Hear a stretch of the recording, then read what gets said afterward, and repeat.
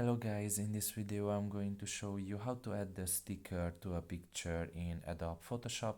The first thing you need to do is enter the app. Once you are done with that and you are in the home page, you can just press on a picture and press on stickers down below. And you can just find the sticker here.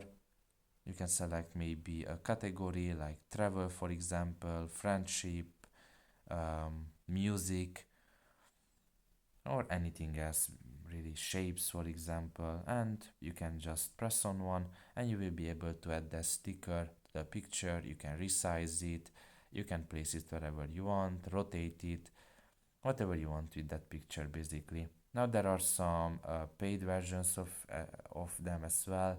You need to have the premium version of the app in order to use them, such as this one for example, but if you do, you can use those as well. So that's pretty much it really. I hope this video was helpful to you. Thank you for listening and see you next time. Bye bye.